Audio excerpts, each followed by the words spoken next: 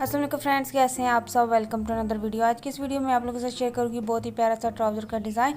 Simple सा trouser का design है, जिसे बनाने के लिए सबसे पहले हम कटवर्क कट करेंगे। जिसके लिए हमने स्टिफ का पीस लिया 1.5 इंच और लंबाई में ये पीस हमारे पास हमारे ट्राउज़र के बिल्कुल बराबर है। कटवर्क हमें कुछ इस तरह से बनाना है, गोल और ट्रायंगल कटवर्क को मिक्स करके हमें इसके ऊपर जो कटवर्क है ना वो ड्रॉ कर लेना है। इस तरह से ये देखिए, मैंने 1.5 इंच का ये स्टिफ का पीस लिया है और ये कटवर्क मैं इसके ऊपर इस तरह से रखूँगी, हाथ की मदद से दबा के अपने रखना है और इसकी साइड पे जो है इस तरह से पेंसिल की मदद से लाइन ड्रॉ कर लेनी है।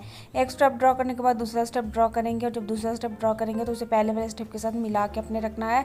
दोनों स्टेप के अंदर जो है वो गैप नहीं देना है, इस चीज़ का अपने ध्यान रखना है।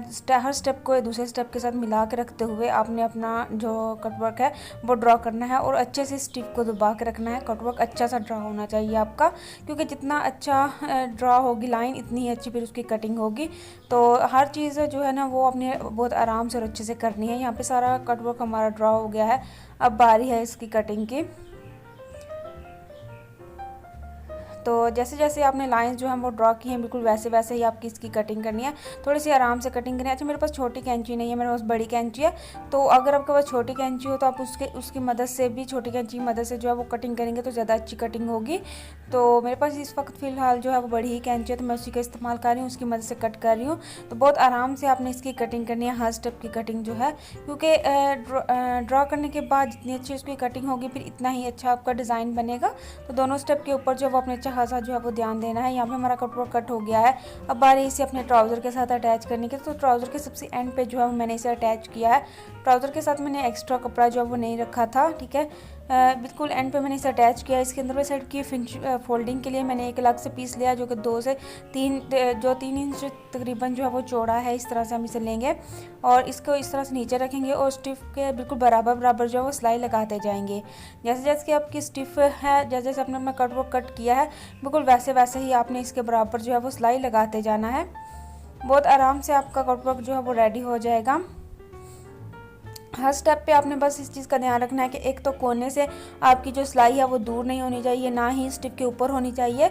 सिलाई लगाते हुए आपने इस चीज़ का ध्यान रखना है कि सिलाई आपकी स्टिफ के ऊपर ना हो, ठीक है। फिर इस तरह से कटवर्क के अंदर जो है सफाई नहीं आती है। तो आराम आराम से सारी सिलाइयाँ लगाएंगे और सिलाइयाँ लगाने के बाद आज का जो हमारा डिज़ाइन है वो बहुत ही प्यारा सा और सिंपल सा जो है वो तैयार होने वाला है।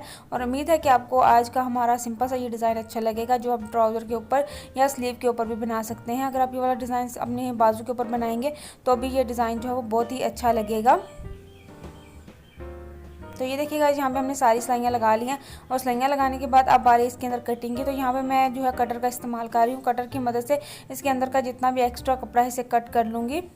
बिल्कुल थोड़ा थोड़ा सा कपड़ा जो है वो साथ छोड़ूंगी। कपड़े की स्टफ़ को देख के आप कपड़े को साथ जो है ना जितना आपने रखना है इस हिसाब से रखा करें। यहाँ पे मेरे पास लॉन का कपड़ा है, जिसके ऊपर ट्राउज़र है, जिसके ऊपर मैं ये डिज़ाइन बना रही हूँ। तो मैं बिल्कुल थोड़ा थोड़ा सा कपड़ा छोड़ूंगी इसके साथ। इस तरह से ये देखिए, बिल्कुल थोड़ा सा कपड़ा आपने साथ छोड़ना है और बाकी जितना भी एक्स्ट्रा कपड़ा होगा इसे आपने कट कर लेना है। एक्स्ट्रा कपड़ा कट करने के बाद हर स्टेप के अंदर आपने इस तरह से कट लगाने हैं और कट लगाते हुए आपने ध्यान रखना है कि आपकी सिलाई जो है वो कटनी नहीं चाहिए।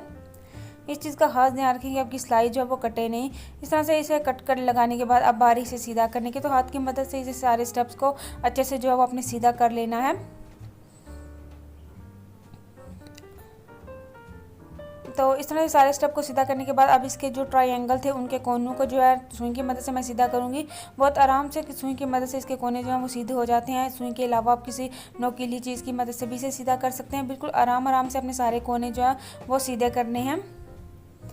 ट्रायंगल के सारे कोने ही आपने सीधे कर लेने हैं। सीधा करने के बाद इन्हें मैंने अच्छे से देखिए प्रेस कर लिया है। प्रेस करने के बाद हमारा कटवर्क रेडी हो गया है।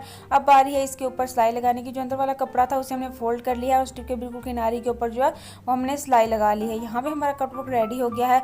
अब बारी है इसके ऊपर पिनटेक्स बनाने की। तो इसके ऊपर वाली साइड में मैं 3 पिनटेक्स बनाऊंगी, ठीक है, क्योंकि हमारा छोटा सा और सिंपल सा डिज़ाइन है तो हम इसे ज़्यादा हैवी नहीं करेंगे, सिर्फ 3 पिनटेक्स बनाऊंगी। यहाँ पे ये देखिए, जो सिलाई मैंने कटवर्क के ऊपर लगाई है उससे 1 इंच का गैप देते हुए मैं यहाँ पे इसे फोल्ड करके बिल्कुल किनारे के ऊपर जो वो सिलाई लगा रही हूँ। तो एक पिंटेक्स बनाने के बाद अब दूसरी पिंटेक्स की बारी है। अब दूसरी पिंटेक्स के दरमियान में भी जो हम गैप देंगे वो तकरीबन जो है 1 इंच का देंगे।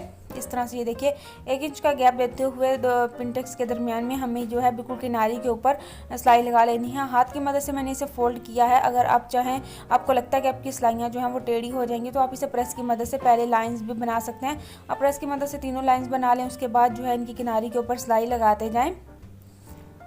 तो मैं यहाँ पे तीसरी पिंटेक्स भी हमारी बन के रेडी हो गई है, जिसे मैंने अच्छे से प्रेस कर लिया। प्रेस करने के बाद हमारा ट्राउज़र का डिज़ाइन कंप्लीट हो गया है। उम्मीद है कि आज का डिज़ाइन आपको अच्छा लगा होगा। अगर अच्छा लगा तो लाइक और शेयर लाजमी कीजिएगा। Thanks for watching my video. अल्लाह हाफिज़।